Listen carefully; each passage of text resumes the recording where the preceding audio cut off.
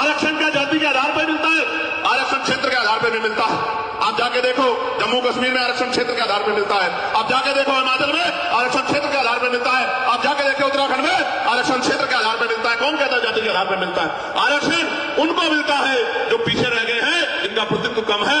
और इस देश का मैं गारंटी से कहता हूं, कास्ट सेंसस करा के आप लोग डेटा उठा के लाइए, आइए डिबेट कीजिए और बताइए आपकी संख्या कम है। मैं गारंटी देता हूं। मैं चंद्रशेखर आजाद जो लोकसभा का सदस्य है और आजाद समाज पार्टी विमान में कार्यकर्ता में वचन दे कहता हूं, अगर किसी विभाग में आपका आरक्षण कम हुआ, चाहे वो विधानसभा हो या लोकसभा हो या कोई भी विभाग हो, अगर आपका आरक्षण आपका प्रतिशत कम हुआ, मैं वचन देकर कहता हूं कि दलित पिछड़ों की लड़ाई को पीछे छोड़ के पहले आपकी लड़ाई लड़ने का काम करेंगे। इस बात का मैं आपको विश्वास दिलाता हूं। मैं संविधान को मानने वाला व्यक्ति हूं, न्यायप्रिय व्यक्ति हूं, इसलिए आपसे कह रहा हूं। तो मगर सच का सामना तो करना ही पड़ेगा।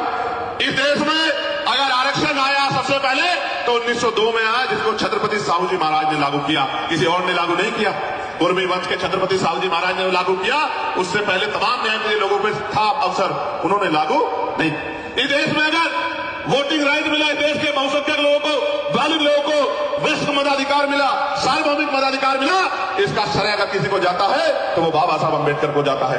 आपको इतिहास पढ़ना चाहिए। 1919 से पहले इस देश में बहुत कम % लोग वोट करते थे।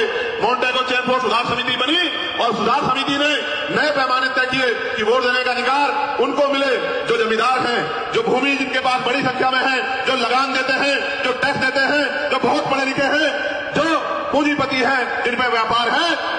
आप इतिहास उठा के देखो, जिन्होंने आंख ही या जिनको अपने अधिकारों का पता ही संविधान के आने के बाद लगा है, उनकी संख्या कितनी रही होगी, आप इस बात को महसूस करके देखें। तो इसलिए मैं कह रहा हूं कि कुछ भी मांगने से नहीं मिला है।